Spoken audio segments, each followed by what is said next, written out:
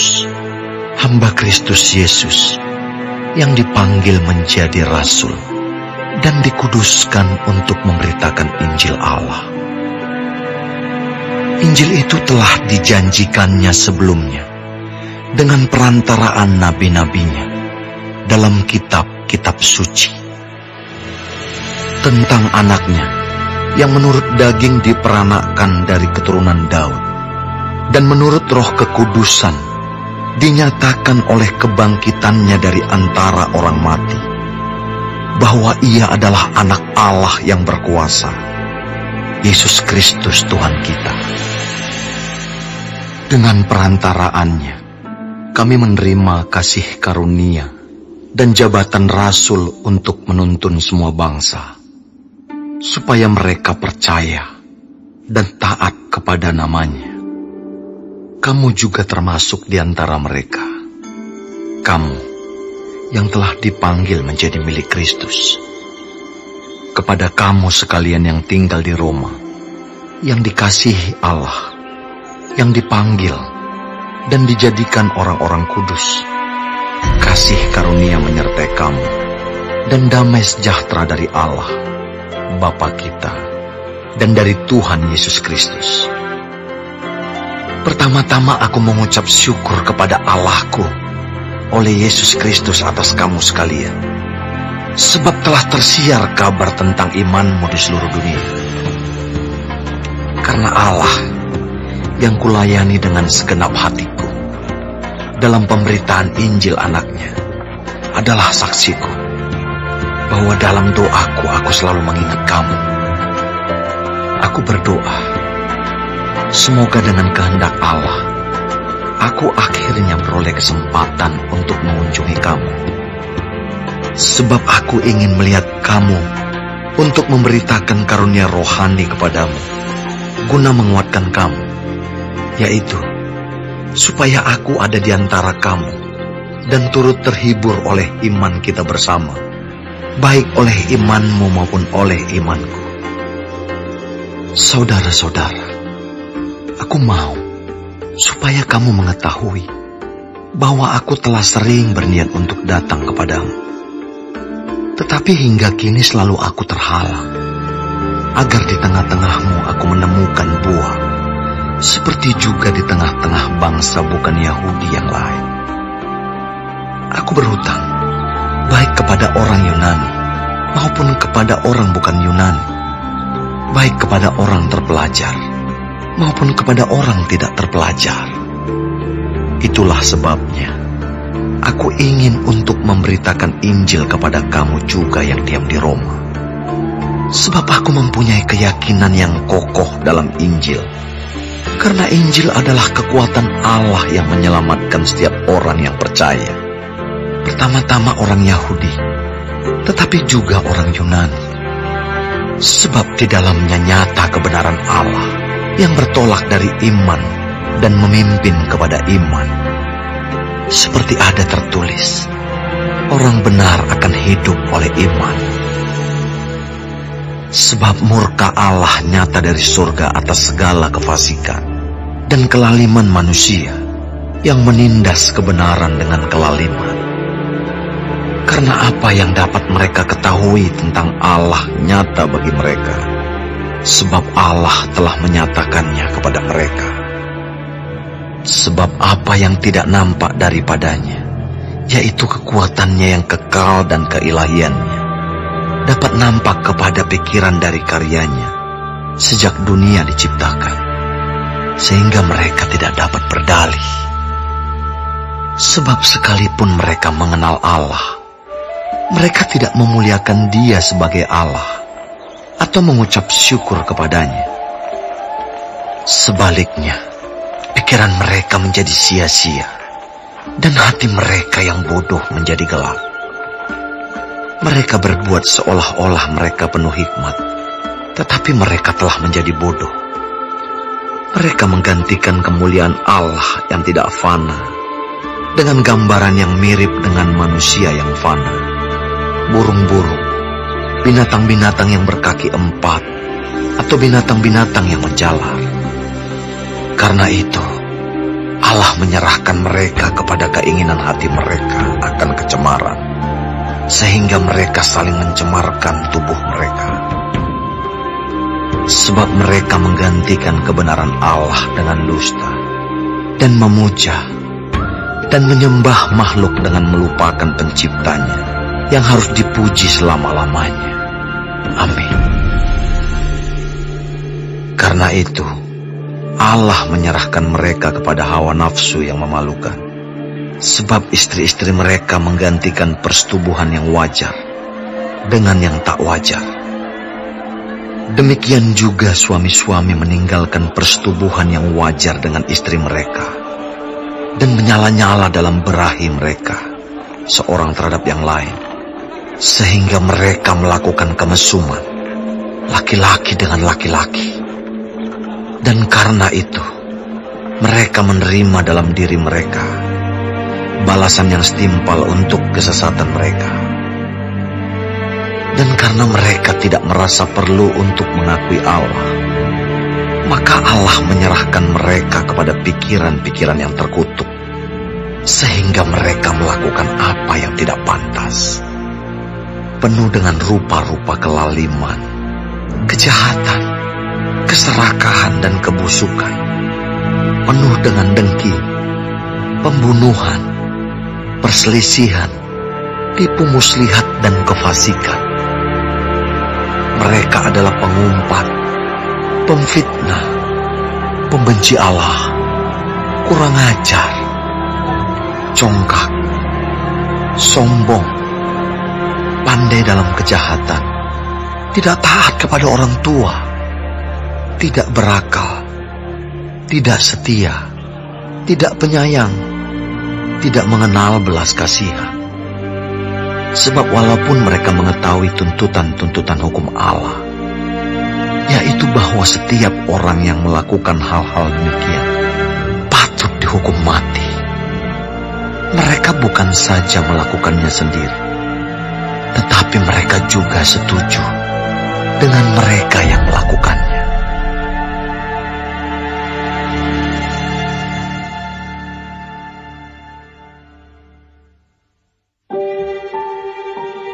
Karena itu, hai manusia, siapapun juga engkau yang menghakimi orang lain, engkau sendiri tidak bebas dari salah.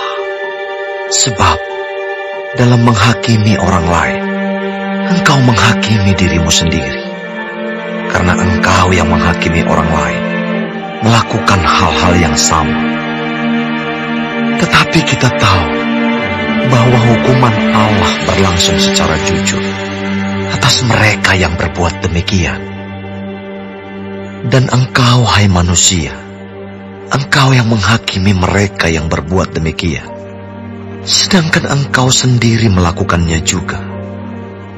Adakah engkau sangka bahwa engkau akan luput dari hukuman Allah?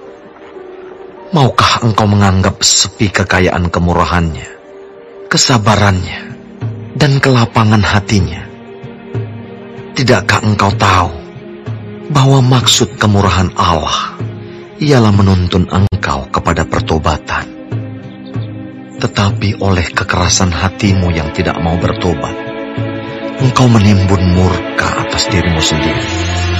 Pada hari waktu mana murka dan hukuman Allah yang adil akan dinyatakan.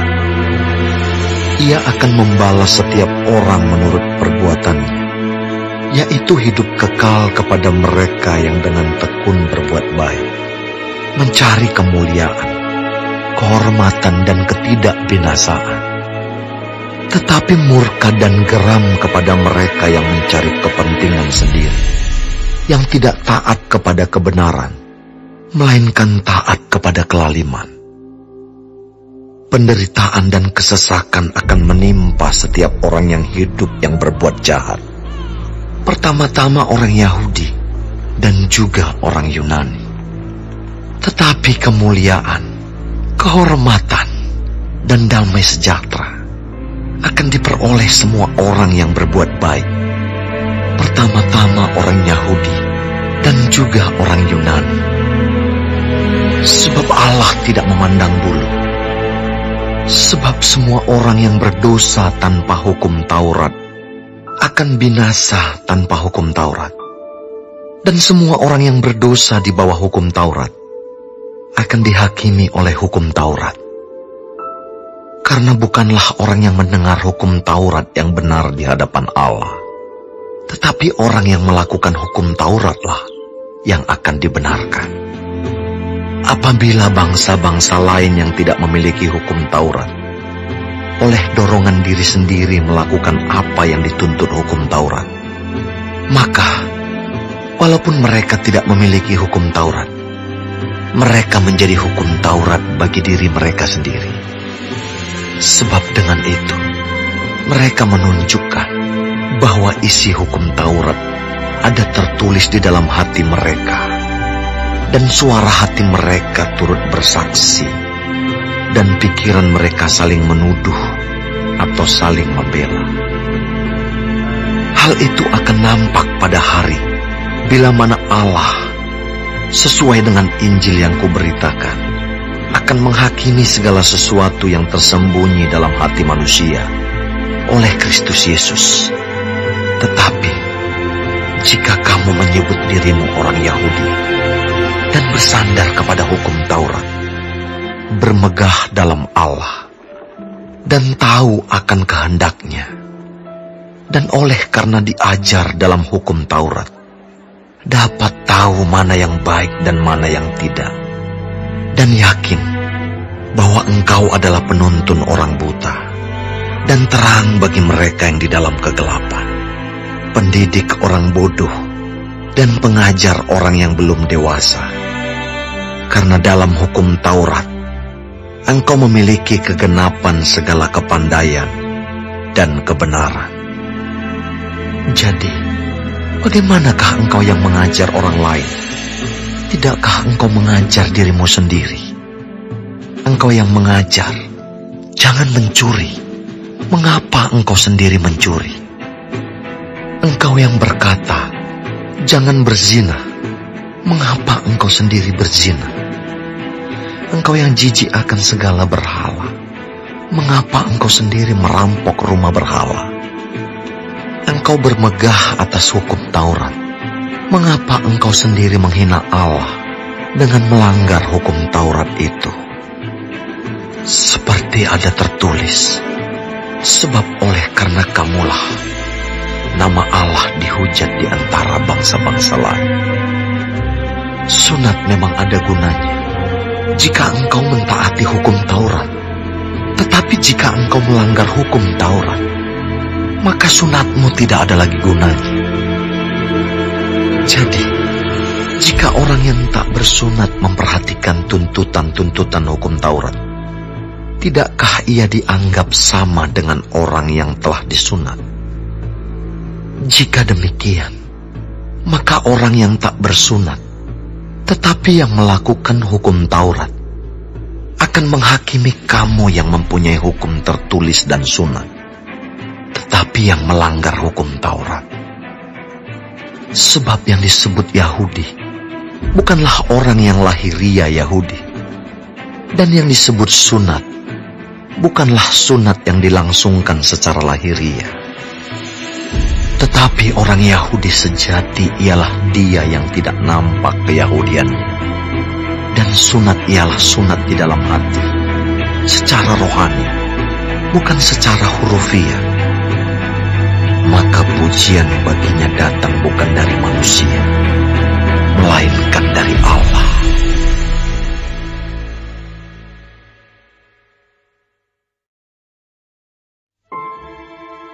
Jika demikian, apakah kelebihan orang Yahudi? Dan apakah gunanya sunat? Banyak sekali, dan di dalam segala hal. Pertama-tama, sebab kepada merekalah dipercayakan firman Allah. Jadi bagaimana jika di antara mereka ada yang tidak setia? Dapatkah ketidaksetiaan itu membatalkan kesetiaan Allah? Sekali-kali tidak. Sebaliknya, Allah adalah benar, dan semua manusia pembohong. seperti ada tertulis, supaya engkau ternyata benar dalam segala firman-Mu dan menang jika engkau dihakimi. Tetapi jika ketidakbenaran kita menunjukkan kebenaran Allah, apakah yang akan kita katakan? Tidak adilkah Allah? Aku berkata sebagai manusia, jika Ia menampakkan murka-Nya? Sekali-kali tidak. Andai kata demikian, bagaimanakah Allah dapat menghakimi dunia? Tetapi jika kebenaran Allah oleh dustaku semakin melimpah bagi kemuliaan-Nya, mengapa aku masih dihakimi lagi sebagai orang berdosa? Bukankah tidak benar fitnahan orang yang mengatakan bahwa kita berkata, marilah kita berbuat yang jahat, supaya yang baik timbul daripadanya? Orang semacam itu sudah selayaknya mendapat hukuman. Jadi bagaimana? Adakah kita mempunyai kelebihan daripada orang lain? Sama sekali tidak. Sebab di atas telah kita tuduh baik orang Yahudi maupun orang Yunani, bahwa mereka semua ada di bawah kuasa dosa. Seperti ada tertulis, tidak ada yang benar, seorang pun tidak. Tidak ada seorang pun yang berakal budi. Tidak ada seorang pun yang mencari Allah. Semua orang telah menyeleweng. Mereka semua tidak berguna. Tidak ada yang berbuat baik, seorang pun tidak. Kerongkongan mereka seperti kubur yang ternganga. Lidah mereka merayu-rayu. Bibir mereka mengandung bisa. Mulut mereka penuh dengan sumpah serapah. Kaki mereka cepat untuk menumpahkan darah. Keruntuhan dan kebinasaan mereka tinggalkan di jalan mereka, dan jalan damai tidak mereka kenal. Rasa takut kepada Allah tidak ada pada orang itu.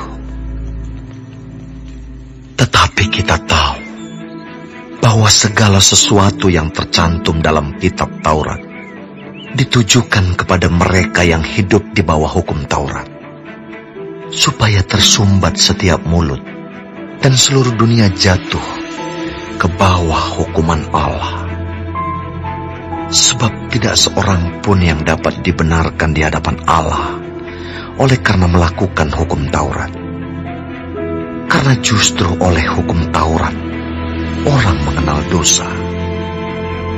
Tetapi sekarang, tanpa hukum Taurat, kebenaran Allah telah dinyatakan, seperti yang disaksikan dalam kitab Taurat dan kitab-kitab para nabi, yaitu kebenaran Allah karena iman dalam Yesus Kristus bagi semua orang yang percaya, sebab tidak ada perbedaan.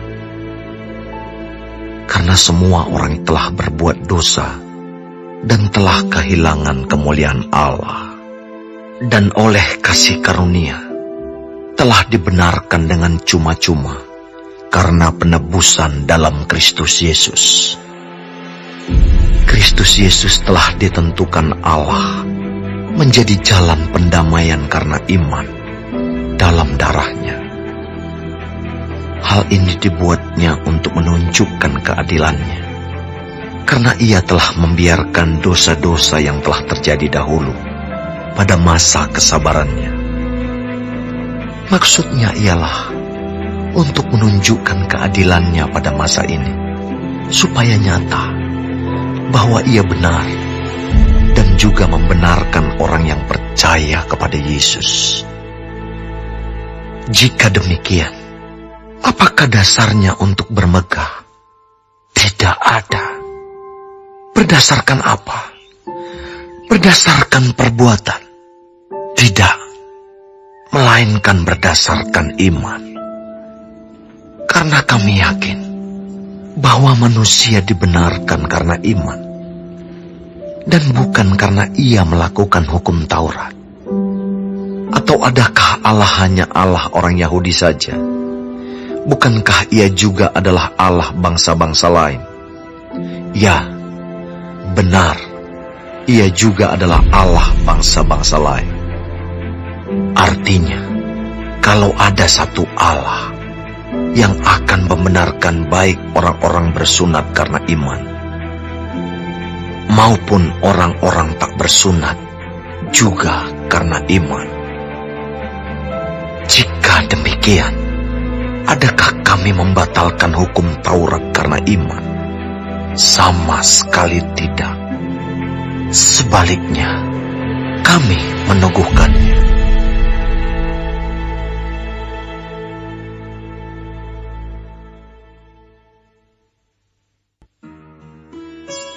Jadi apakah akan kita katakan tentang Abraham, bapa leluhur jasmani kita? Sebab jikalau Abraham dibenarkan karena perbuatannya, maka ia beroleh dasar untuk bermegah, tetapi tidak di hadapan Allah. Sebab apakah dikatakan nas kitab suci? Lalu percayalah Abraham kepada Tuhan, dan Tuhan memperhitungkan hal itu kepadanya sebagai kebenaran. Kalau ada orang yang bekerja, upahnya tidak diperhitungkan sebagai hadiah, tetapi sebagai haknya. Tetapi kalau ada orang yang tidak bekerja, namun percaya kepada Dia yang membenarkan orang durhaka, imannya diperhitungkan menjadi kebenaran. Seperti juga Daud menyebut, berbahagia orang yang dibenarkan Allah bukan berdasarkan perbuatannya. Berbahagialah orang yang diampuni pelanggaran-pelanggarannya, dan yang ditutupi dosa-dosanya. Berbahagialah manusia yang kesalahannya tidak diperhitungkan Tuhan kepadanya. Adakah ucapan bahagia ini hanya berlaku bagi orang bersunat saja, atau juga bagi orang tak bersunat? Sebab telah kami katakan bahwa kepada Abraham iman diperhitungkan sebagai kebenaran. Dalam keadaan manakah hal itu diperhitungkan? Sebelum atau sesudah ia disunat? Bukan sesudah disunat, tetapi sebelumnya. Dan tanda sunat itu diterimanya sebagai meterai kebenaran berdasarkan iman yang ditunjukkannya sebelum ia bersunat. Demikianlah ia dapat menjadi bapa semua orang percaya yang tak bersunat, supaya kebenaran diperhitungkan kepada mereka. Dan juga menjadi bapa orang-orang bersunat, yaitu mereka yang bukan hanya bersunat, tetapi juga mengikuti jejak iman Abraham, bapa leluhur kita, pada masa ia belum disunat. Sebab bukan karena hukum Taurat telah diberikan janji kepada Abraham dan keturunannya, bahwa ia akan memiliki dunia, tetapi karena kebenaran berdasarkan iman. Sebab jika mereka yang mengharapkannya dari hukum Taurat menerima bagian yang dijanjikan Allah, maka sia-sialah iman, dan batallah janji itu. Karena hukum Taurat membangkitkan murka, tetapi di mana tidak ada hukum Taurat, di situ tidak ada juga pelanggaran. Karena itulah kebenaran berdasarkan iman, supaya merupakan kasih karunia, sehingga janji itu berlaku bagi semua keturunan Abraham, bukan hanya bagi mereka yang hidup dari hukum Taurat, tetapi juga bagi mereka yang hidup dari iman Abraham. Sebab Abraham adalah bapa kita semua. Seperti ada tertulis, engkau telah kutetapkan menjadi bapa banyak bangsa, di hadapan Allah yang kepadanya ia percaya, yaitu Allah yang menghidupkan orang mati, dan yang menjadikan dengan firman-Nya apa yang tidak ada menjadi ada. Sebab sekalipun tidak ada dasar untuk berharap, namun Abraham berharap juga dan percaya bahwa ia akan menjadi bapa banyak bangsa, menurut yang telah difirmankan, demikianlah banyaknya nanti keturunanmu. Imannya tidak menjadi lemah, walaupun ia mengetahui bahwa tubuhnya sudah sangat lemah, karena usianya telah kira-kira 100 tahun, dan bahwa rahim Sarah telah tertutup. Tetapi terhadap janji Allah, ia tidak bimbang karena ketidakpercayaan. Malah ia diperkuat dalam imannya, dan ia memuliakan Allah dengan penuh keyakinan bahwa Allah berkuasa untuk melaksanakan apa yang telah ia janjikan. Karena itu, hal ini diperhitungkan kepadanya sebagai kebenaran. Kata-kata ini, yaitu hal ini diperhitungkan kepadanya, tidak ditulis untuk Abraham saja, tetapi ditulis juga untuk kita. Sebab kepada kita pun Allah memperhitungkannya, karena kita percaya kepada Dia yang telah membangkitkan Yesus Tuhan kita dari antara orang mati, yaitu Yesus yang telah diserahkan karena pelanggaran kita dan dibangkitkan karena pembenaran kita.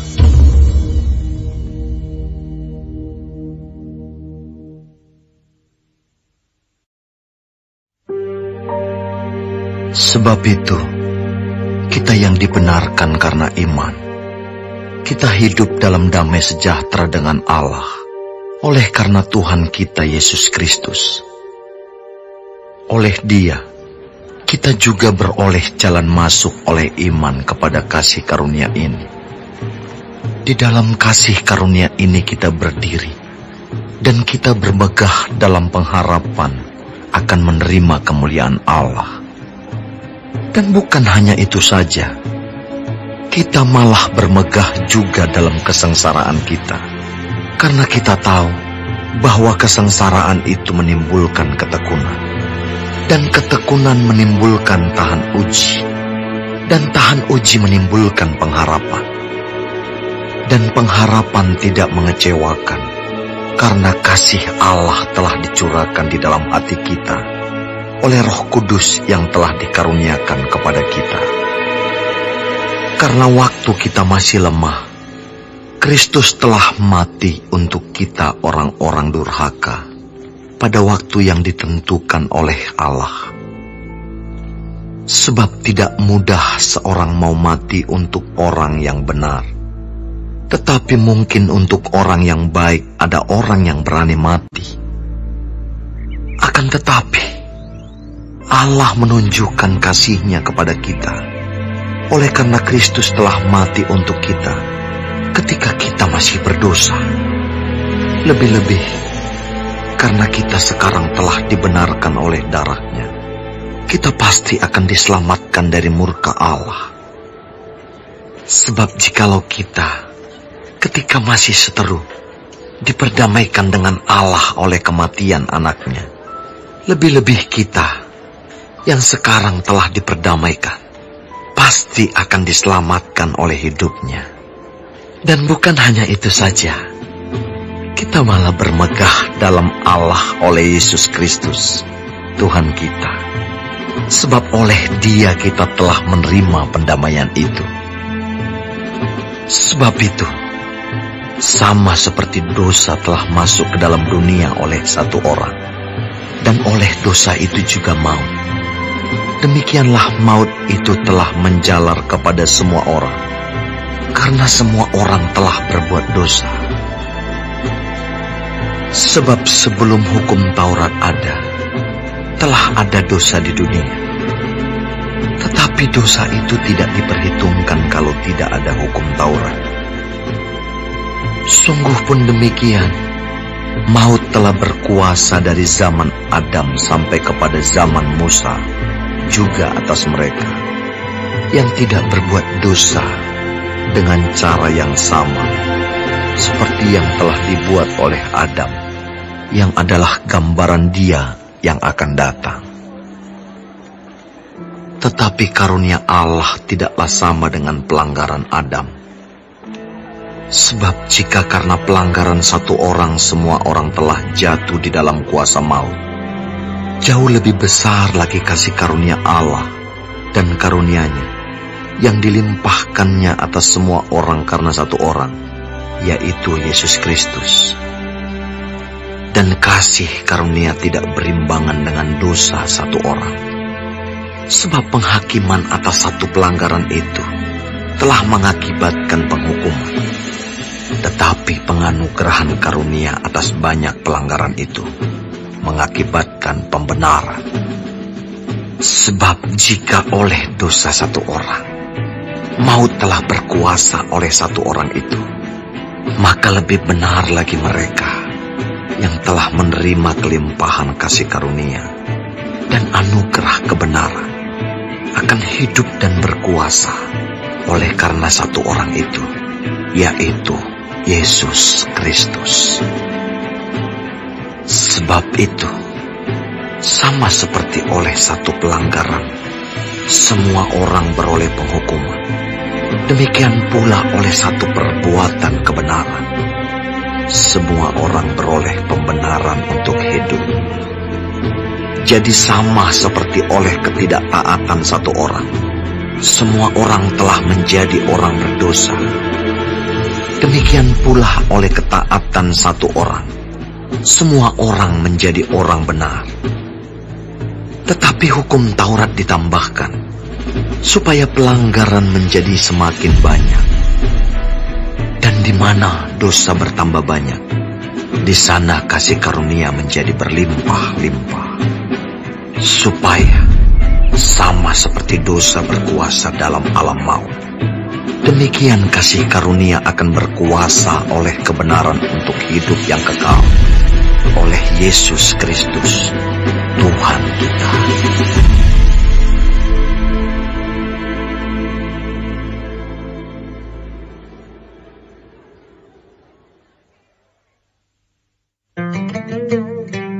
Jika demikian, apakah yang hendak kita katakan?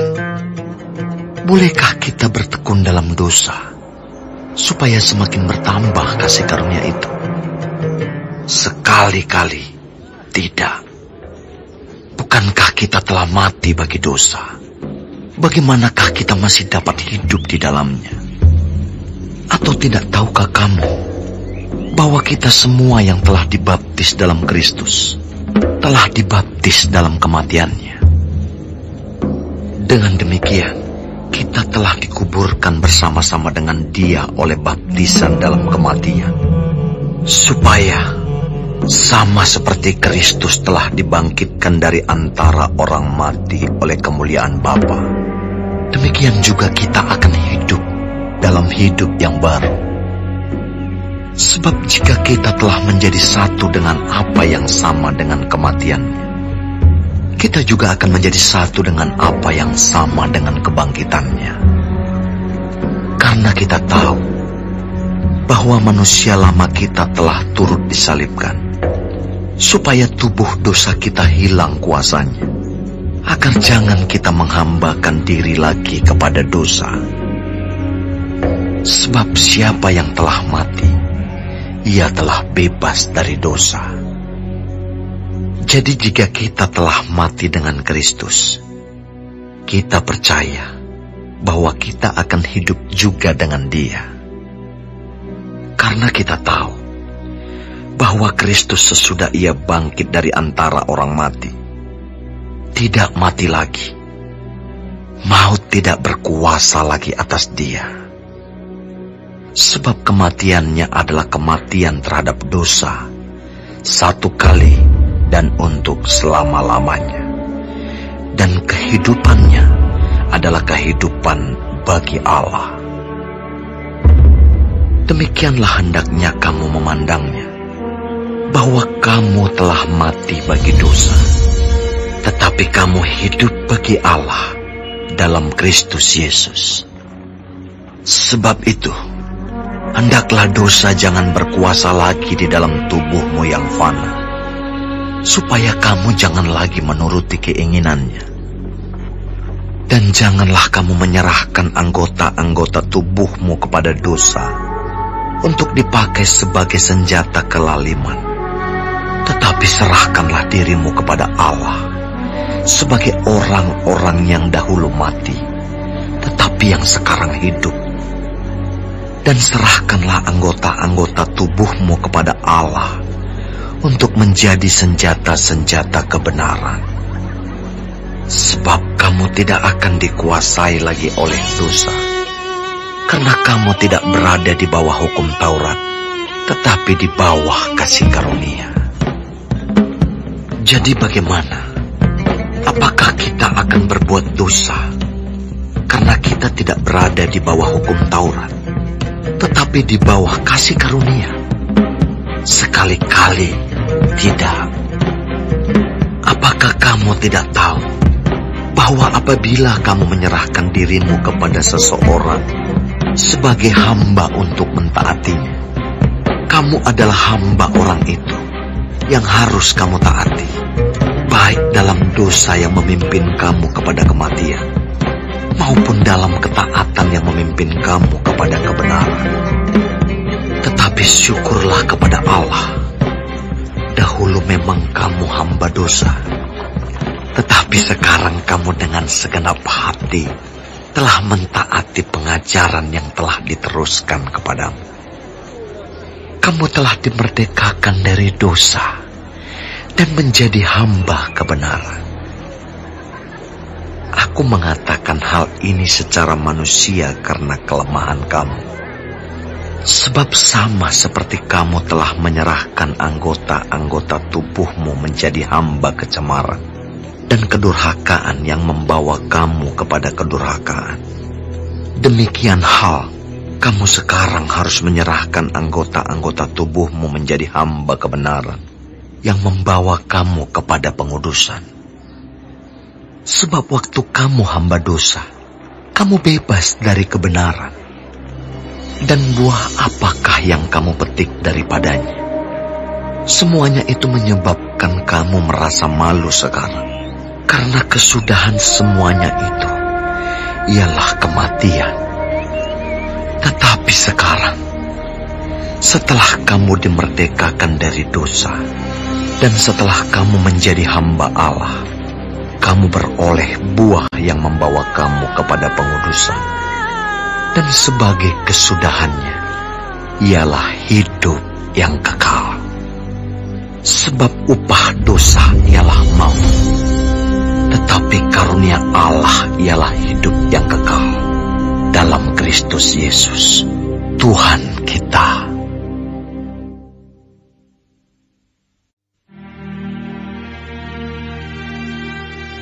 Apakah kamu tidak tahu, saudara-saudara? Sebab aku berbicara kepada mereka yang mengetahui hukum, bahwa hukum berkuasa atas seseorang selama orang itu hidup. Sebab seorang istri terikat oleh hukum kepada suaminya selama suaminya itu hidup. Akan tetapi apabila suaminya itu mati, bebaslah ia dari hukum yang mengikatnya kepada suaminya itu. Jadi selama suaminya hidup, ia dianggap berzina kalau ia menjadi istri laki-laki lain. Tetapi jika suaminya telah mati, ia bebas dari hukum, sehingga ia bukanlah berzina kalau ia menjadi istri laki-laki lain. Sebab itu saudara-saudaraku, kamu juga telah mati bagi hukum Taurat oleh tubuh Kristus, supaya kamu menjadi milik orang lain, yaitu milik Dia yang telah dibangkitkan dari antara orang mati, agar kita berbuah bagi Allah. Sebab waktu kita masih hidup di dalam daging, hawa nafsu dosa yang dirangsang oleh hukum Taurat bekerja dalam anggota-anggota tubuh kita, agar kita berbuah bagi maut. Tetapi sekarang kita telah dibebaskan dari hukum Taurat, sebab kita telah mati bagi Dia yang mengurung kita, sehingga kita sekarang melayani dalam keadaan baru menurut roh, dan bukan dalam keadaan lama menurut huruf hukum Taurat. Jika demikian, apakah yang hendak kita katakan? Apakah hukum Taurat itu dosa? Sekali-kali tidak. Sebaliknya, Justru oleh hukum Taurat aku telah mengenal dosa. Karena aku juga tidak tahu apa itu keinginan. Kalau hukum Taurat tidak mengatakan, jangan mengingini. Tetapi dalam perintah itu, dosa mendapat kesempatan untuk membangkitkan di dalam diriku rupa-rupa keinginan. Sebab tanpa hukum Taurat, dosa mati. Dahulu aku hidup tanpa hukum Taurat. Akan tetapi sesudah datang perintah itu, dosa mulai hidup. Sebaliknya aku mati. Dan perintah yang seharusnya membawa kepada hidup, ternyata bagiku justru membawa kepada kematian. Sebab dalam perintah itu, dosa mendapat kesempatan untuk menipu aku. Dan oleh perintah itu, ia membunuh aku. Jadi, hukum Taurat adalah kudus, dan perintah itu juga adalah kudus, benar dan baik. Jika demikian, adakah yang baik itu menjadi kematian bagiku? Sekali-kali tidak. Tetapi supaya nyata bahwa ia adalah dosa, maka dosa mempergunakan yang baik untuk mendatangkan kematian bagiku, supaya oleh perintah itu dosa lebih nyata lagi keadaannya sebagai dosa. Sebab kita tahu bahwa hukum Taurat adalah rohani, tetapi aku bersifat daging, terjual di bawah kuasa dosa. Sebab apa yang aku perbuat, aku tidak tahu. Karena bukan apa yang kukendaki yang aku perbuat, tetapi apa yang aku benci, itulah yang aku perbuat. Jadi jika aku perbuat apa yang tidak aku kehendaki, aku menyetujui bahwa hukum Taurat itu baik. Kalau demikian, bukan aku lagi yang memperbuatnya, tetapi dosa yang ada di dalam aku. Sebab aku tahu bahwa di dalam aku, yaitu di dalam aku sebagai manusia, tidak ada sesuatu yang baik. Sebab kehendak memang ada di dalam aku, tetapi bukan hal berbuat apa yang baik. Sebab bukan apa yang aku kehendaki, yaitu yang baik yang aku perbuat, melainkan apa yang tidak aku kehendaki, yaitu yang jahat yang aku perbuat. Jadi, jika aku berbuat apa yang tidak aku kehendaki, maka bukan lagi aku yang memperbuatnya, tetapi dosa yang diam di dalam aku. Demikianlah aku dapati hukum ini. Jika aku menghendaki berbuat apa yang baik, yang jahat itu ada padaku. Sebab di dalam batinku, aku suka akan hukum Allah. Tetapi di dalam anggota-anggota tubuhku, aku melihat hukum lain yang berjuang melawan hukum akal budiku, dan membuat aku menjadi tawanan hukum dosa yang ada di dalam anggota-anggota tubuhku. Aku, manusia celaka. Siapakah yang akan melepaskan aku dari tubuh maut ini? Syukur kepada Allah oleh Yesus Kristus Tuhan kita. Jadi, dengan akal budiku aku melayani hukum Allah, tetapi dengan tubuh insaniku, aku melayani hukum dosa.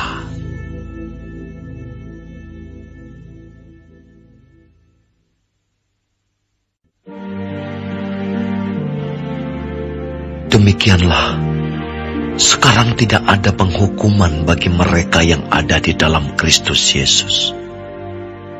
Roh yang memberi hidup telah memerdekakan kamu dalam Kristus dari hukum dosa dan hukum maut. Sebab apa yang tidak mungkin dilakukan hukum Taurat, karena tak berdaya oleh daging, telah dilakukan oleh Allah. Dengan jalan mengutus anaknya sendiri dalam daging, yang serupa dengan daging yang dikuasai dosa karena dosa. Ia telah menjatuhkan hukuman atas dosa di dalam daging, supaya tuntutan hukum Taurat digenapi di dalam kita, yang tidak hidup menurut daging, tetapi menurut Roh. Sebab mereka yang hidup menurut daging memikirkan hal-hal yang dari daging. Mereka yang hidup menurut Roh memikirkan hal-hal yang dari Roh. Karena keinginan daging adalah maut, tetapi keinginan Roh adalah hidup dan damai sejahtera. Sebab keinginan daging adalah perseteruan terhadap Allah, karena ia tidak takluk kepada hukum Allah. Hal ini memang tidak mungkin baginya. Mereka yang hidup dalam daging tidak mungkin berkenan kepada Allah.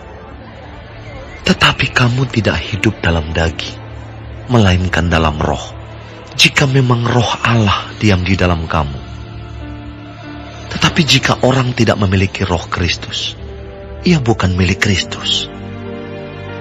Tetapi jika Kristus ada di dalam kamu, maka tubuh memang mati karena dosa, tetapi roh adalah kehidupan oleh karena kebenaran. Dan jika roh Dia yang telah membangkitkan Yesus dari antara orang mati diam di dalam kamu, maka Ia yang telah membangkitkan Kristus Yesus dari antara orang mati akan menghidupkan juga tubuhmu yang fana itu oleh Roh-Nya yang diam di dalam kamu. Jadi, saudara-saudara, kita adalah orang berhutang, tetapi bukan kepada daging, supaya hidup menurut daging. Sebab, jika kamu hidup menurut daging, kamu akan mati. Tetapi jika oleh Roh kamu mematikan perbuatan-perbuatan tubuhmu, kamu akan hidup. Semua orang yang dipimpin Roh Allah adalah anak Allah. Sebab kamu tidak menerima roh perbudakan yang membuat kamu menjadi takut lagi, tetapi kamu telah menerima Roh yang menjadikan kamu anak Allah. Oleh Roh itu kita berseru, "Ya Abba, ya Bapa." Roh itu bersaksi bersama-sama dengan roh kita bahwa kita adalah anak-anak Allah. Dan jika kita adalah anak, maka kita juga adalah ahli waris. Maksudnya, orang-orang yang berhak menerima janji-janji Allah, yang akan menerimanya bersama-sama dengan Kristus, yaitu jika kita menderita bersama-sama dengan Dia, supaya kita juga dipermuliakan bersama-sama dengan Dia. Sebab aku yakin bahwa penderitaan zaman sekarang ini tidak dapat dibandingkan dengan kemuliaan yang akan dinyatakan kepada kita. Sebab dengan sangat rindu, seluruh makhluk menantikan saat anak-anak Allah dinyatakan. Karena seluruh makhluk telah ditaklukkan kepada kesia-siaan, bukan oleh kehendaknya sendiri, tetapi oleh kehendak Dia yang telah menaklukkannya. Tetapi dalam pengharapan, karena makhluk itu sendiri juga akan dimerdekakan dari perbudakan kebinasaan dan masuk ke dalam kemerdekaan kemuliaan anak-anak Allah. Sebab kita tahu bahwa sampai sekarang segala makhluk sama-sama mengeluh dan sama-sama merasakan sakit bersalin.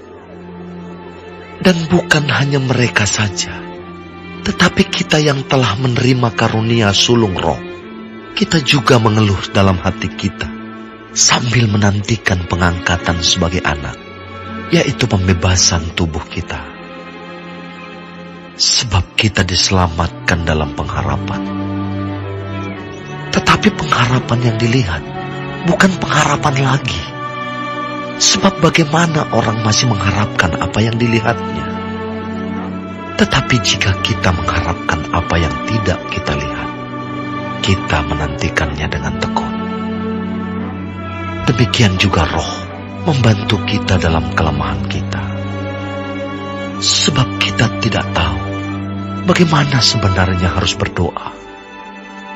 Tetapi Roh sendiri berdoa untuk kita kepada Allah dengan keluhan-keluhan yang tidak terucapkan.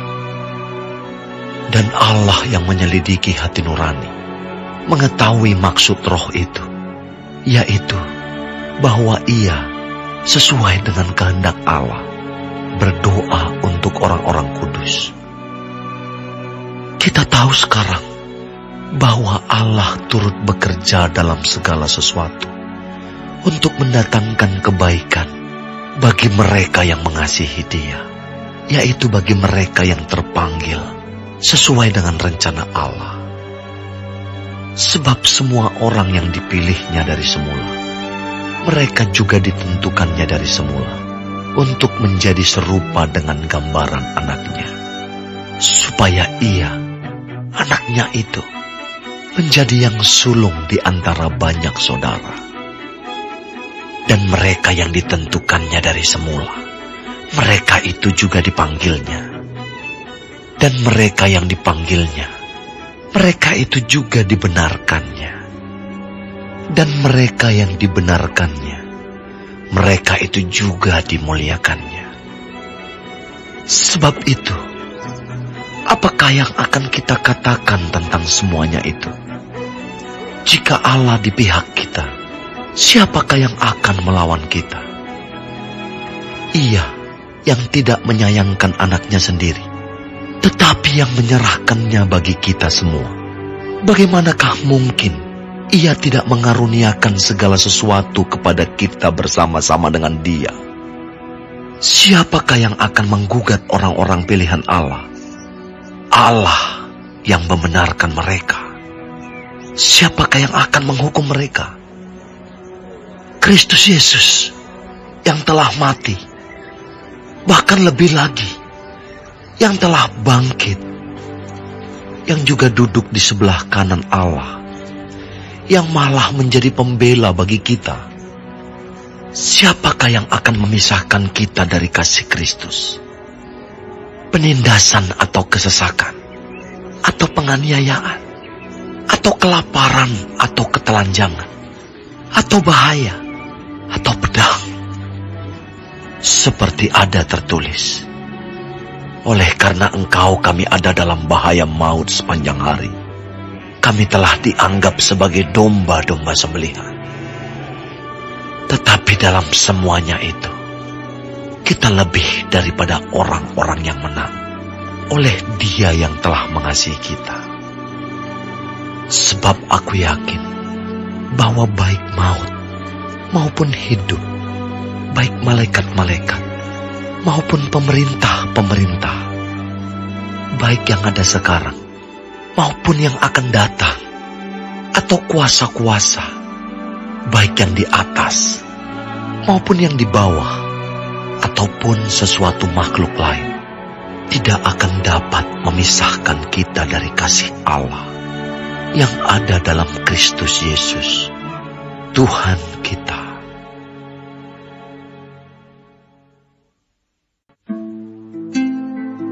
Aku mengatakan kebenaran dalam Kristus. Aku tidak berdusta. Suara hatiku turut bersaksi dalam Roh Kudus bahwa aku sangat berduka cita dan selalu bersedih hati. Bahkan aku mau terkutuk dan terpisah dari Kristus demi saudara-saudaraku, kaum sebangsaku secara jasmani. Sebab mereka adalah orang Israel. Mereka telah diangkat menjadi anak, dan mereka telah menerima kemuliaan dan perjanjian-perjanjian dan hukum Taurat dan ibadah dan janji-janji. Mereka adalah keturunan bapa-bapa leluhur yang menurunkan Mesias dalam keadaannya sebagai manusia, yang ada di atas segala sesuatu, Ia adalah Allah yang harus dipuji sampai selama-lamanya. Amin.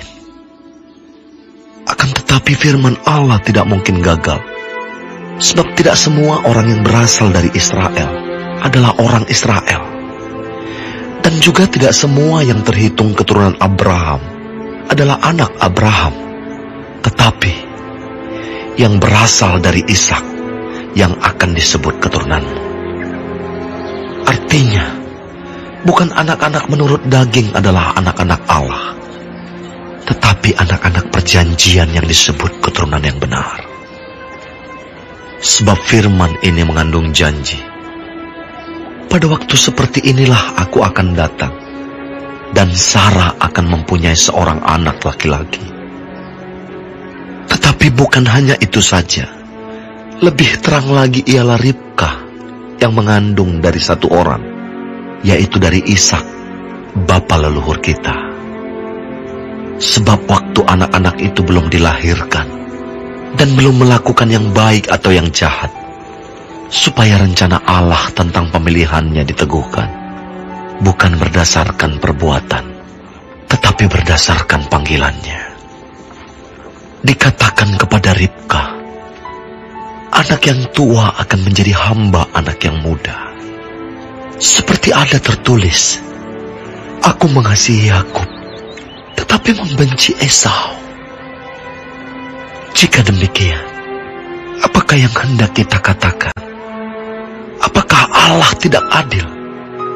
Mustahil.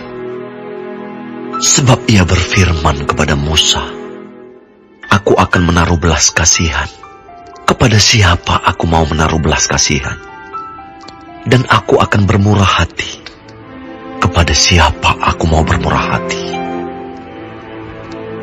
Jadi hal itu tidak tergantung pada kehendak orang atau usaha orang, tetapi kepada kemurahan hati Allah. Sebab kitab suci berkata kepada Firaun, itulah sebabnya aku membangkitkan engkau, yaitu supaya aku memperlihatkan kuasaku di dalam engkau, dan supaya namaku dimasyurkan di seluruh bumi. Jadi, ia menaruh belas kasihan kepada siapa yang dikehendakinya, dan ia mendegarkan hati siapa yang dikehendakinya. Sekarang, kamu akan berkata kepadaku, jika demikian, apalagi yang masih disalahkannya? Sebab siapa yang menentang kehendaknya? Siapakah kamu, hai manusia, maka kamu membantah Allah? Dapatkah yang dibentuk berkata kepada yang membentuknya, mengapakah engkau membentuk aku demikian? Apakah tukang periuk tidak mempunyai hak atas tanah liatnya, untuk membuat dari gumpal yang sama suatu benda, untuk dipakai guna tujuan yang mulia, dan suatu benda lain untuk dipakai guna tujuan yang biasa? Jadi, kalau untuk menunjukkan murkanya dan menyatakan kuasanya, Allah menaruh kesabaran yang besar terhadap benda-benda kemurkaannya, yang telah disiapkan untuk kebinasaan, justru untuk menyatakan kekayaan kemuliaannya atas benda-benda belas kasihannya, yang telah dipersiapkannya untuk kemuliaan, yaitu kita yang telah dipanggilnya, bukan hanya dari antara orang Yahudi, tetapi juga dari antara bangsa-bangsa lain. Seperti yang difirmankannya juga dalam kitab Nabi Hosea, yang bukan umatku akan kusebut umatku, dan yang bukan kekasih, kekasih. Dan di tempat di mana akan dikatakan kepada mereka, kamu ini bukanlah umatku, di sana akan dikatakan kepada mereka, anak-anak Allah yang hidup.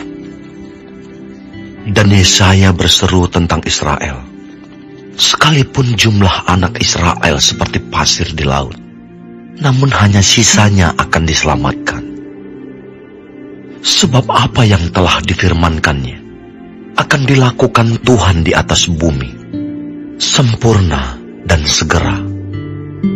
Dan seperti yang dikatakan Yesaya sebelumnya, seandainya Tuhan semesta alam tidak meninggalkan pada kita keturunan, kita sudah menjadi seperti Sodom dan sama seperti Gomora. Jika demikian, apakah yang hendak kita katakan? Ini, bahwa bangsa-bangsa lain yang tidak mengejar kebenaran telah beroleh kebenaran, yaitu kebenaran karena iman. Tetapi bahwa Israel sungguh pun mengejar hukum yang akan mendatangkan kebenaran, tidaklah sampai kepada hukum itu. Mengapa tidak? Karena Israel mengejarnya bukan karena iman, tetapi karena perbuatan.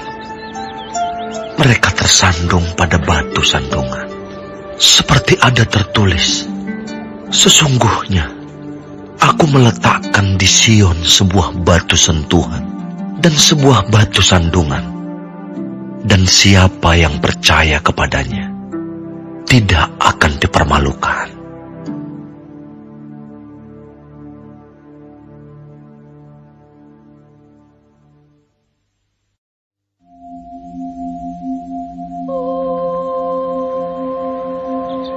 Saudara-saudara, keinginan hatiku dan doaku kepada Tuhan ialah supaya mereka diselamatkan. Sebab aku dapat memberi kesaksian tentang mereka, bahwa mereka sungguh-sungguh giat untuk Allah, tetapi tanpa pengertian yang benar. Sebab oleh karena mereka tidak mengenal kebenaran Allah, dan oleh karena mereka berusaha untuk mendirikan kebenaran mereka sendiri, maka mereka tidak takluk kepada kebenaran Allah. Sebab Kristus adalah kegenapan hukum Taurat, sehingga kebenaran diperoleh tiap-tiap orang yang percaya. Sebab Musa menulis tentang kebenaran karena hukum Taurat, orang yang melakukannya akan hidup karenanya. Tetapi kebenaran karena iman berkata demikian, jangan katakan di dalam hatimu, siapakah akan naik ke surga, yaitu untuk membawa Yesus turun, atau siapakah akan turun ke jurang maut, yaitu untuk membawa Kristus naik dari antara orang mati. Tetapi apakah katanya? Ini, firman itu dekat kepadamu, yakni di dalam mulutmu dan di dalam hatimu.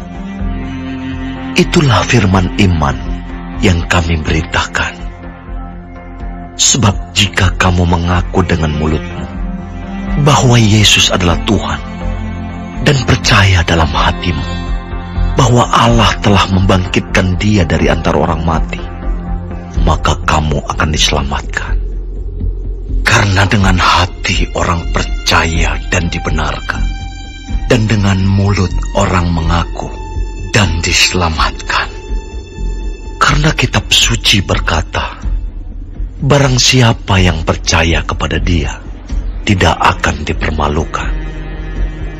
Sebab tidak ada perbedaan antara orang Yahudi dan orang Yunani, karena Allah yang satu itu adalah Tuhan dari semua orang, kaya bagi semua orang yang berseru kepadanya. Sebab barang siapa yang berseru kepada nama Tuhan akan diselamatkan. Tetapi bagaimana mereka dapat berseru kepadanya jika mereka tidak percaya kepada Dia? Bagaimana mereka dapat percaya kepada Dia jika mereka tidak mendengar tentang Dia? Bagaimana mereka mendengar tentang Dia jika tidak ada yang memberitakannya? Dan bagaimana mereka dapat memberitakannya jika mereka tidak diutus? Seperti ada tertulis, betapa indahnya kedatangan mereka yang membawa kabar baik. Tetapi tidak semua orang telah menerima kabar baik itu. Yesaya sendiri berkata, Tuhan, siapakah yang percaya kepada pemberitaan kami? Jadi, iman timbul dari pendengaran, dan pendengaran oleh firman Kristus. Tetapi aku bertanya, adakah mereka tidak mendengarnya? Memang mereka telah mendengarnya. Suara mereka sampai ke seluruh dunia, dan perkataan mereka sampai ke ujung bumi. Tetapi aku bertanya, adakah Israel menanggapnya?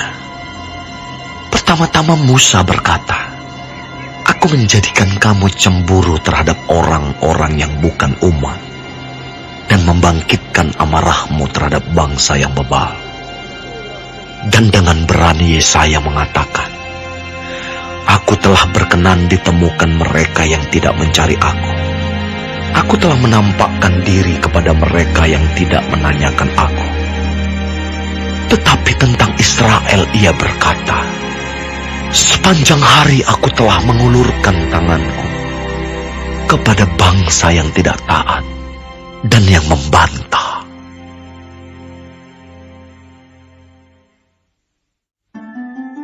Maka aku bertanya, adakah Allah mungkin telah menolak umatnya? Sekali-kali tidak. Karena aku sendiri pun orang Israel, dari keturunan Abraham, dari suku Benyamin. Allah tidak menolak umatnya yang dipilihnya. Ataukah kamu tidak tahu apa yang dikatakan kitab suci tentang Elia waktu ia mengadukan Israel kepada Allah? Tuhan, nabi-nabimu telah mereka bunuh, mesbah-mesbahmu telah mereka runtuhkan. Hanya aku seorang dirilah yang masih hidup, dan mereka ingin mencabut nyawaku. Tetapi bagaimanakah firman Allah kepadanya? Aku masih meninggalkan 7.000 orang bagiku, yang tidak pernah sujud menyembah Baal. Demikian juga pada waktu ini, ada tinggal suatu sisa menurut pilihan kasih karunia. Tetapi jika hal itu terjadi karena kasih karunia, maka bukan lagi karena perbuatan. Sebab jika tidak demikian, maka kasih karunia itu bukan lagi kasih karunia. Jadi bagaimana?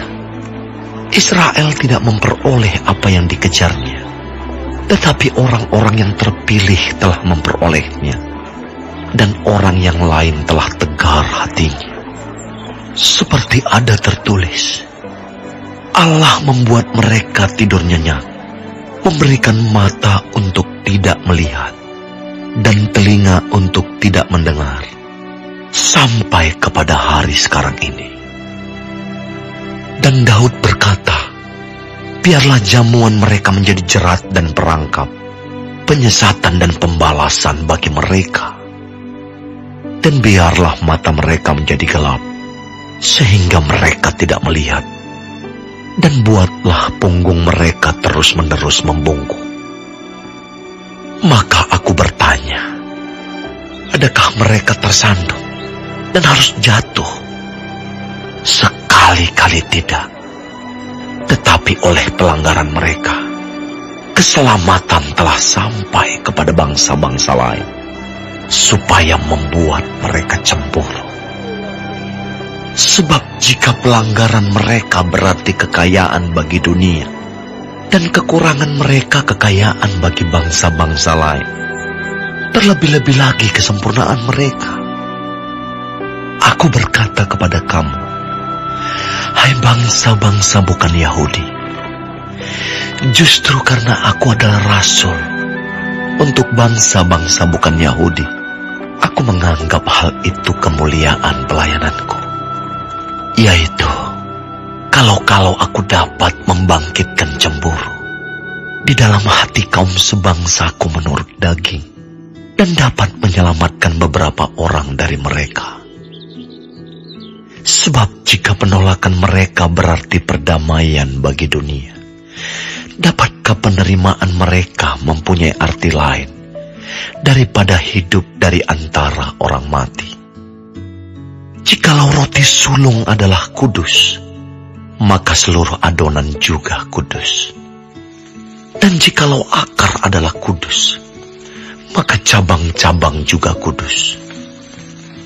Karena itu, apabila beberapa cabang telah dipatahkan, dan kamu sebagai tunas liar telah dicangkokkan di antaranya, dan turut mendapat bagian dalam akar pohon zaitun yang penuh getah, janganlah kamu bermegah terhadap cabang-cabang itu. Jikalau kamu bermegah, ingatlah bahwa bukan kamu yang menopang akar itu, melainkan akar itu yang menopang kamu. Mungkin kamu akan berkata, ada cabang-cabang yang dipatahkan, supaya aku dicangkokkan di antaranya sebagai tunas. Baiklah, mereka dipatahkan karena ketidakpercayaan mereka, dan kamu tegak tercacak karena iman. Janganlah kamu sombong, tetapi takutlah.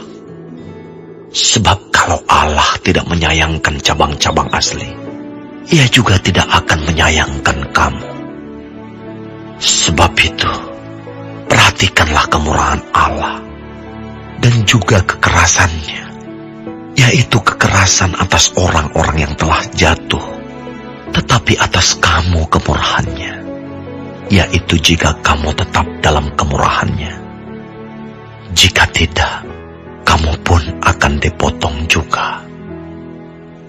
Tetapi mereka pun akan dicangkokkan kembali, jika mereka tidak tetap dalam ketidakpercayaan mereka.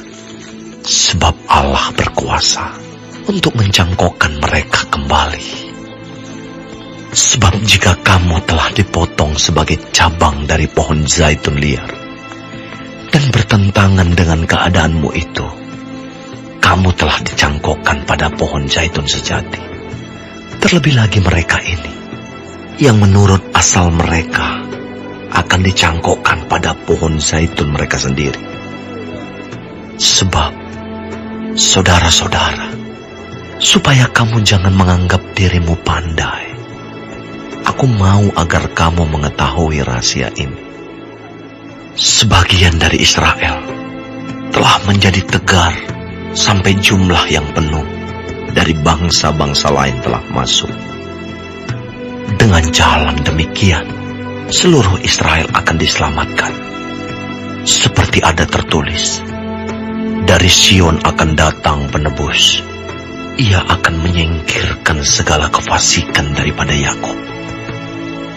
Dan inilah perjanjianku dengan mereka, apabila aku menghapuskan dosa mereka. Mengenai Injil, mereka adalah seteru Allah oleh karena kamu.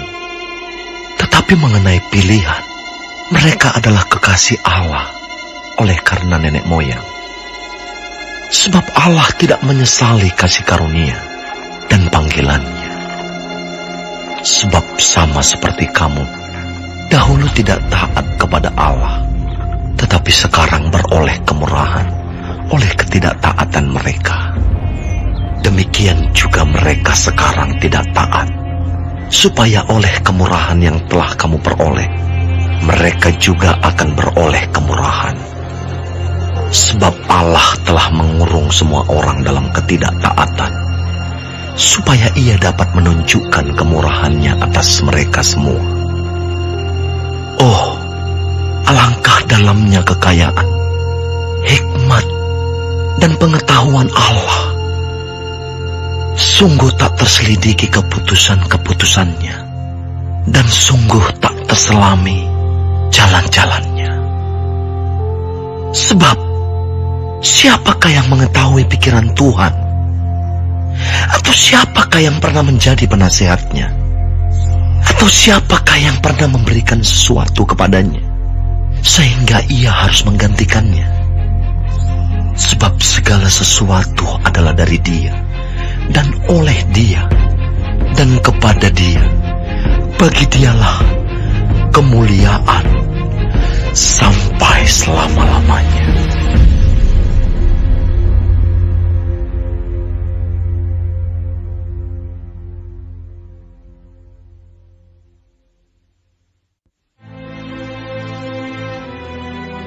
Karena itu, saudara-saudara, demi kemurahan Allah aku menasihatkan kamu, supaya kamu mempersembahkan tubuhmu sebagai persembahan yang hidup, yang kudus, dan yang berkenan kepada Allah. Itu adalah ibadahmu yang sejati. Janganlah kamu menjadi serupa dengan dunia ini, tetapi berubahlah oleh pembaruan budimu, sehingga kamu dapat membedakan manakah kehendak Allah, apa yang baik, yang berkenan kepada Allah, dan yang sempurna. Berdasarkan kasih karunia yang dianugerahkan kepadaku, aku berkata kepada setiap orang di antara kamu, janganlah kamu memikirkan hal-hal yang lebih tinggi daripada yang patut kamu pikirkan. Tetapi hendaklah kamu berpikir begitu rupa, sehingga kamu menguasai diri menurut ukuran iman yang dikaruniakan Allah kepada kamu masing-masing. Sebab sama seperti pada satu tubuh, kita mempunyai banyak anggota, tetapi tidak semua anggota itu mempunyai tugas yang sama. Demikian juga kita, walaupun banyak, adalah satu tubuh di dalam Kristus, tetapi kita masing-masing adalah anggota yang seorang terhadap yang lain. Demikianlah kita mempunyai karunia yang berlain-lainan, menurut kasih karunia yang dianugerahkan kepada kita. Jika karunia itu adalah bernubuat, baiklah kita melakukannya sesuai dengan iman kita. Jika karunia untuk melayani, baiklah kita melayani. Jika karunia untuk mengajar, baiklah kita mengajar. Jika karunia untuk menasihati, baiklah kita menasihati. Siapa yang membagi-bagikan sesuatu, hendaklah ia melakukannya dengan hati yang ikhlas. Siapa yang memberi pimpinan, hendaklah ia melakukannya dengan rajin. Siapa yang menunjukkan kemurahan, hendaklah ia melakukannya dengan sukacita. Hendaklah kasih itu jangan pura-pura. Jauhilah yang jahat, dan lakukanlah yang baik. Hendaklah kamu saling mengasihi sebagai saudara, dan saling mendahului dalam memberi hormat. Janganlah hendaknya kerajinanmu kendor. Biarlah rohmu menyala-nyala, dan layanilah Tuhan. Bersukacitalah dalam pengharapan, sabarlah dalam kesesakan, dan bertekunlah dalam doa.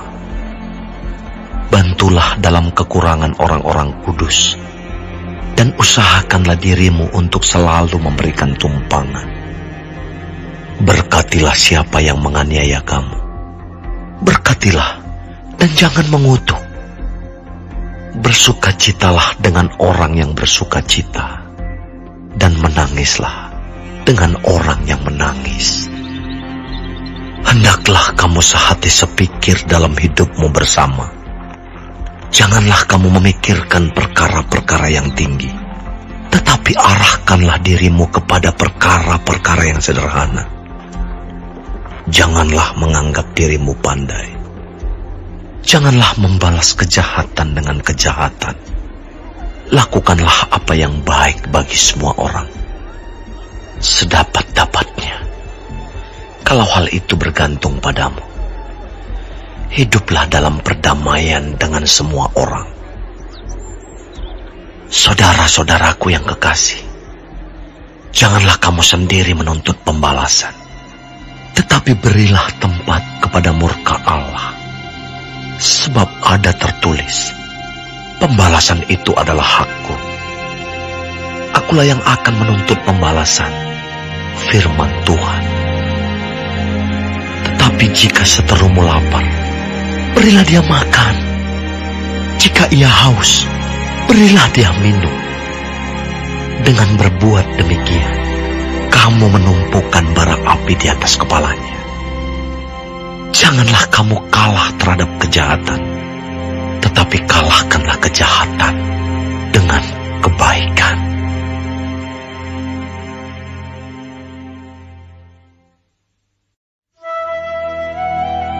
Tiap-tiap orang harus takluk kepada pemerintah yang di atasnya, sebab tidak ada pemerintah yang tidak berasal dari Allah, dan pemerintah-pemerintah yang ada ditetapkan oleh Allah.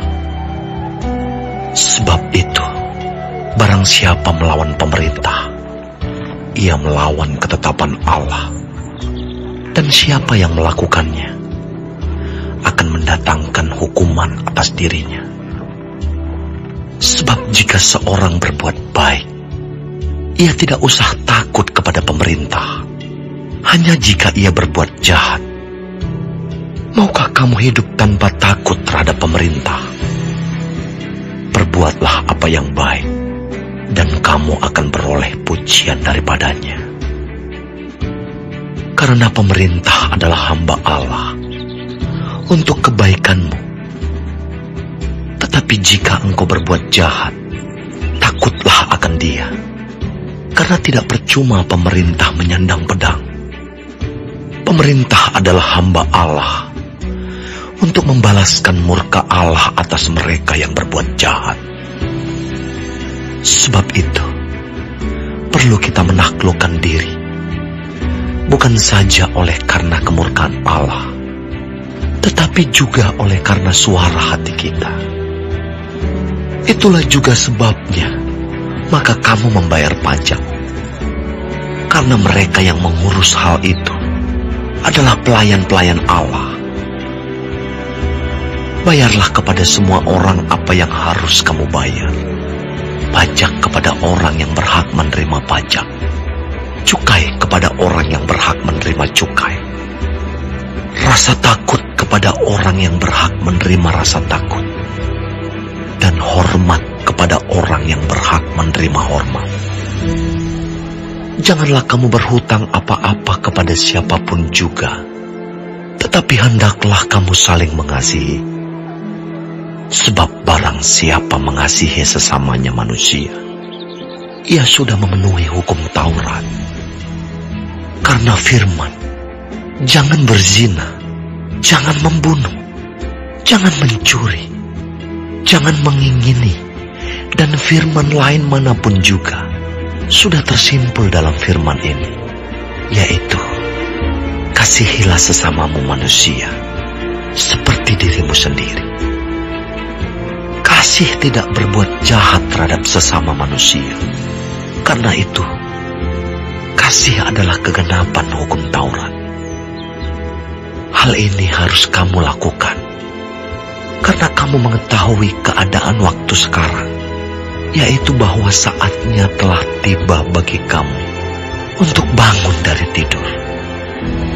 Sebab sekarang keselamatan sudah lebih dekat bagi kita daripada waktu kita menjadi percaya. Hari sudah jauh malam, telah hampir siang. Sebab itu, marilah kita menanggalkan perbuatan-perbuatan kegelapan dan mengenakan perlengkapan senjata terang. Marilah kita hidup dengan sopan, seperti pada siang hari. Jangan dalam pesta pora dan kemabukan. Jangan dalam percabulan dan hawa nafsu. Jangan dalam perselisihan dan iri hati. Tetapi, kenakanlah Tuhan Yesus Kristus sebagai perlengkapan senjata terang. Dan janganlah merawat tubuhmu untuk memuaskan keinginannya.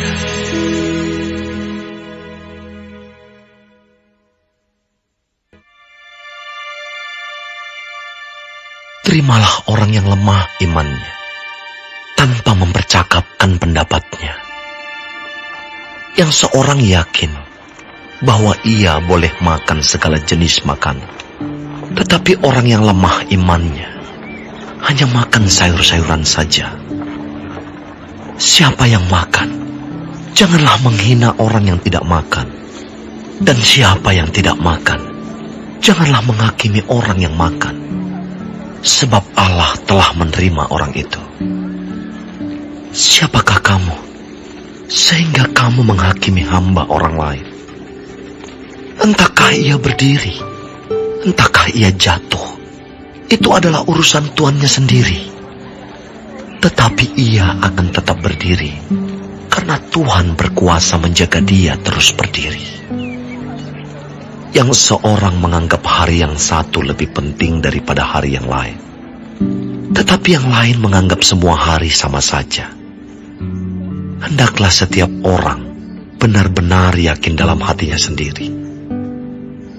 Siapa yang berpegang pada suatu hari yang tertentu, ia melakukannya untuk Tuhan.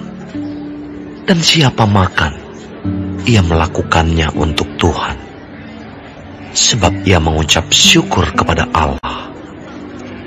Dan siapa tidak makan, ia melakukannya untuk Tuhan, dan ia juga mengucap syukur kepada Allah. Sebab tidak ada seorang pun di antara kita yang hidup untuk dirinya sendiri, dan tidak ada seorang pun yang mati untuk dirinya sendiri. Sebab jika kita hidup untuk Tuhan, dan jika kita mati untuk Tuhan. Jadi baik hidup atau mati, kita adalah milik Tuhan. Sebab untuk itulah Kristus telah mati dan hidup kembali, supaya ia menjadi Tuhan, baik atas orang-orang mati maupun atas orang-orang hidup. Tetapi engkau, mengapakah engkau menghakimi saudaramu? Atau mengapakah engkau menghina saudaramu? Sebab kita semua harus menghadap tahta pengadilan Allah. Karena ada tertulis, demi aku hidup, demikianlah firman Tuhan, semua orang akan bertekuk lutut di hadapanku, dan semua orang akan memuliakan Allah. Demikianlah setiap orang di antara kita akan memberi pertanggungan jawab tentang dirinya sendiri kepada Allah. Karena itu, janganlah kita saling menghakimi lagi, tetapi lebih baik kamu menganut pandangan ini. Jangan kita membuat saudara kita jatuh atau tersandung. Aku tahu dan yakin dalam Tuhan Yesus bahwa tidak ada sesuatu yang najis dari dirinya sendiri. Hanya bagi orang yang beranggapan bahwa sesuatu adalah najis, bagi orang itulah sesuatu itu najis. Sebab jika engkau menyakiti hati saudaramu oleh karena sesuatu yang engkau makan, maka engkau tidak hidup lagi menurut tuntutan kasih. Janganlah engkau membinasakan saudaramu oleh karena makananmu, karena Kristus telah mati untuk dia. Apa yang baik yang kamu miliki, janganlah kamu biarkan difitnah. Sebab kerajaan Allah bukanlah soal makanan dan minuman, tetapi soal kebenaran, damai sejahtera, dan sukacita oleh Roh Kudus. Karena barang siapa melayani Kristus dengan cara ini, ia berkenan pada Allah dan dihormati oleh manusia. Sebab itu, marilah kita mengejar apa yang mendatangkan damai sejahtera dan yang berguna untuk saling membangun. Janganlah engkau merusakkan pekerjaan Allah oleh karena makanan. Segala sesuatu adalah suci, tetapi celakalah orang jika oleh makanannya orang lain tersandung. Baiklah engkau jangan makan daging atau minum anggur, atau sesuatu yang menjadi batu sandungan untuk saudaramu. Berpeganglah pada keyakinan yang engkau miliki itu, bagi dirimu sendiri di hadapan Allah. Berbahagialah dia yang tidak menghukum dirinya sendiri dalam apa yang dianggapnya baik untuk dilakukan. Tetapi barang siapa yang bimbang kalau ia makan, ia telah dihukum, karena ia tidak melakukannya berdasarkan iman. Dan segala sesuatu yang tidak berdasarkan iman adalah dosa.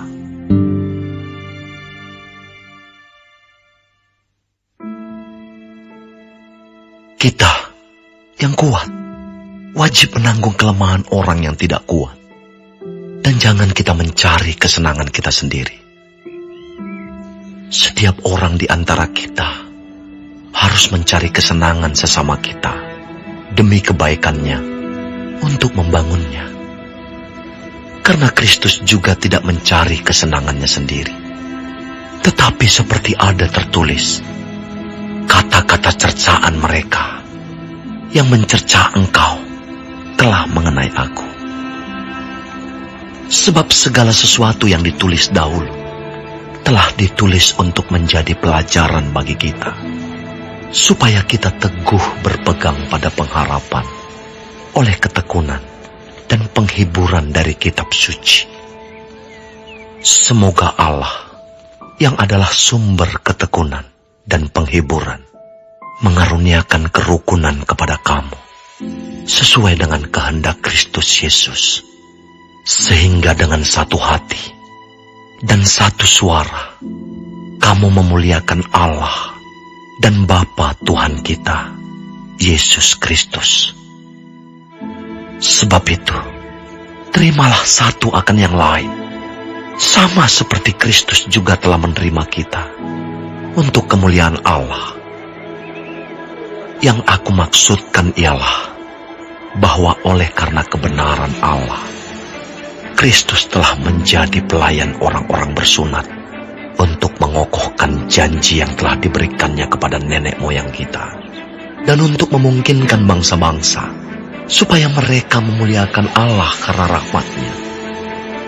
Seperti ada tertulis, sebab itu aku akan memuliakan engkau di antara bangsa-bangsa dan menyanyikan mazmur bagi namamu. Dan selanjutnya, bersukacitalah, hai bangsa-bangsa, dengan umat-Nya. Dan lagi, pujilah Tuhan, hai kamu semua bangsa-bangsa, dan biarlah segala suku bangsa memuji Dia. Dan selanjutnya kata Yesaya, Taruk dari pangkal Isai akan terbit, dan Ia akan bangkit untuk memerintah bangsa-bangsa, dan kepadanya lah bangsa-bangsa akan menaruh harapan. Semoga Allah, sumber pengharapan, memenuhi kamu dengan segala sukacita dan damai sejahtera dalam iman kamu, supaya oleh kekuatan Roh Kudus kamu berlimpah-limpah dalam pengharapan. Saudara-saudaraku, aku sendiri memang yakin tentang kamu, bahwa kamu juga telah penuh dengan kebaikan dan dengan segala pengetahuan, dan sanggup untuk saling menasihati. Namun, karena kasih karunia yang telah dianugerahkan Allah kepadaku, aku di sana-sini dengan agak berani telah menulis kepadamu untuk mengingatkan kamu, yaitu bahwa aku boleh menjadi pelayan Kristus Yesus bagi bangsa-bangsa bukan Yahudi dalam pelayanan pemberitaan Injil Allah, supaya bangsa-bangsa bukan Yahudi dapat diterima oleh Allah sebagai persembahan yang berkenan kepadanya, yang disucikan oleh Roh Kudus. Jadi dalam Kristus, aku boleh bermegah tentang pelayananku bagi Allah. Sebab aku tidak akan berani berkata-kata tentang sesuatu yang lain, kecuali tentang apa yang telah dikerjakan Kristus olehku, yaitu untuk memimpin bangsa-bangsa lain kepada ketaatan oleh perkataan dan perbuatan, oleh kuasa tanda-tanda dan mujizat-mujizat, dan oleh kuasa Roh. Demikianlah dalam perjalanan keliling dari Yerusalem sampai ke Illyricum, aku telah memberitakan sepenuhnya Injil Kristus.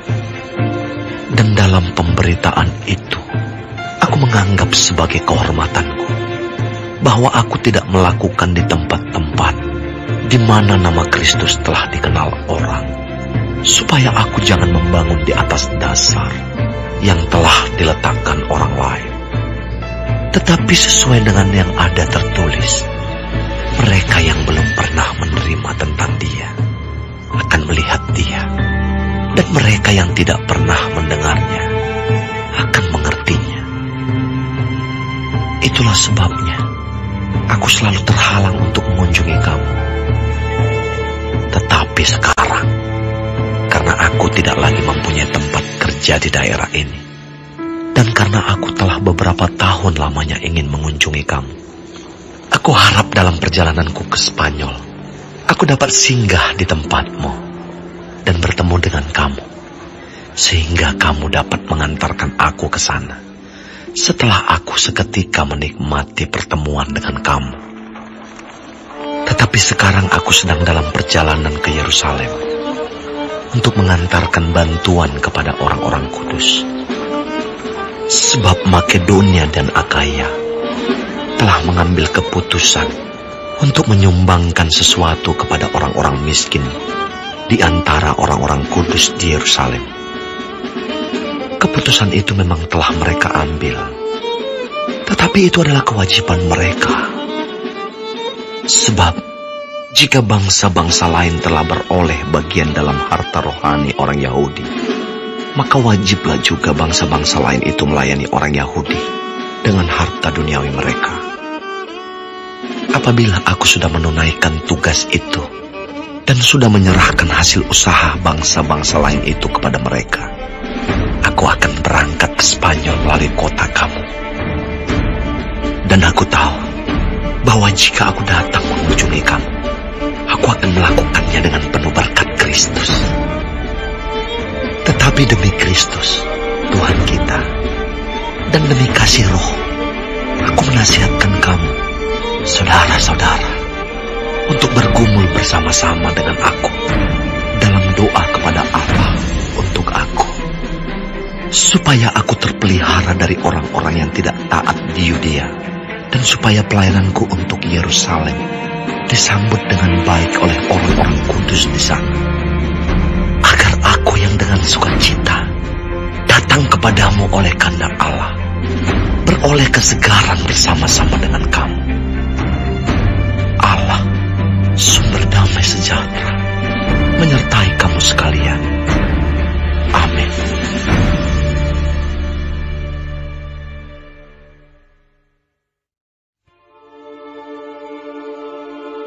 Aku meminta perhatianmu terhadap Febe, saudari kita yang melayani jemaat di Kengkrea, supaya kamu menyambut dia dalam Tuhan, sebagaimana seharusnya bagi orang-orang kudus. Dan berikanlah kepadanya bantuan bila diperlukannya, sebab ia sendiri telah memberikan bantuan kepada banyak orang, juga kepadaku sendiri. Sampaikan salam kepada Priscilla dan Aquila, teman-teman sekerjaku dalam Kristus Yesus. Mereka telah mempertaruhkan nyawanya untuk hidupku. Kepada mereka bukan aku saja yang berterima kasih, tetapi juga semua jemaat bukan Yahudi. Salam juga kepada jemaat di rumah mereka. Salam kepada Epenetus, saudara yang kukasihi, yang adalah buah pertama dari daerah Asia untuk Kristus. Salam kepada Maria yang telah bekerja keras untuk kamu. Salam kepada Andronikus dan Yunias, saudara-saudaraku sebangsa, yang pernah dipenjarakan bersama-sama dengan aku, yaitu orang-orang yang terpandang di antara para rasul, dan yang telah menjadi Kristen sebelum aku. Salam kepada Ampliatus, yang kukasihi dalam Tuhan. Salam kepada Urbanus, teman sekerja kami dalam Kristus. Dan salam kepada Stakis, yang kukasihi. Salam kepada Apeles, yang telah tahan uji dalam Kristus. Salam kepada mereka, yang termasuk isi rumah Aristobulus. Salam kepada Herodion, temanku sebangsa. Salam kepada mereka yang termasuk isi rumah Narkisus, yang ada dalam Tuhan. Salam kepada Trivena dan Trifosa, yang bekerja membanting tulang dalam pelayanan Tuhan. Salam kepada Persis, yang kukasihi, yang telah bekerja membanting tulang dalam pelayanan Tuhan. Salam kepada Rufus, orang pilihan dalam Tuhan. Dan salam kepada ibunya, yang bagiku adalah juga ibu. Salam kepada Asinkritus, Flegon, Hermes, Patrobas, Hermas, dan saudara-saudara yang bersama-sama dengan mereka. Salam kepada Filologus dan Yulia, Nereus dan saudaranya perempuan, dan Olimpas, dan juga kepada segala orang kudus yang bersama-sama dengan mereka. Bersalam-salamlah kamu dengan cium kudus. Salam kepada kamu dari semua jemaat Kristus. Tetapi aku menasihatkan kamu, saudara-saudara, supaya kamu waspada terhadap mereka yang bertentangan dengan pengajaran yang telah kamu terima, menimbulkan perpecahan dan godaan. Sebab itu, hindarilah mereka. Sebab orang-orang demikian tidak melayani Kristus, Tuhan kita, tetapi melayani perut mereka sendiri. Dan dengan kata-kata mereka yang muluk-muluk, dan dengan bahasa mereka yang manis, mereka menipu orang-orang yang tulus hatinya. Kabar tentang ketaatanmu telah terdengar oleh semua orang. Sebab itu aku bersuka cita tentang kamu. Tetapi aku ingin supaya kamu bijaksana terhadap apa yang baik, dan bersih terhadap apa yang jahat. Semoga Allah, sumber damai sejahtera, segera akan menghancurkan iblis di bawah kakimu. Kasih karunia Yesus, Tuhan kita, menyertai kamu. Salam kepada kamu dari Timotius, temanku sekerja, dan dari Lukius, Yason, dan Sosipater, teman-temanku sebangsa. Salam dalam Tuhan kepada kamu dari Tertius, yaitu aku yang menulis surat ini. Salam kepada kamu dari Gaius, yang memberi tumpangan kepadaku dan kepada seluruh jemaat. Salam kepada kamu dari Erastus, bendahara negeri, dan dari Quartus, saudara kita. Kasih karunia Yesus Kristus, Tuhan kita, menyertai kamu sekalian. Amin. Bagi Dia yang berkuasa menguatkan kamu, menurut Injil yang kumasyurkan dan pemberitaan tentang Yesus Kristus, sesuai dengan pernyataan rahasia yang didiamkan berabad-abad lamanya, tetapi yang sekarang telah dinyatakan, dan yang menurut perintah Allah yang abadi telah diberitakan oleh kitab-kitab para nabi kepada segala bangsa, untuk membimbing mereka kepada ketaatan iman. Bagi Dia, satu-satunya Allah yang penuh hikmat, oleh Yesus Kristus,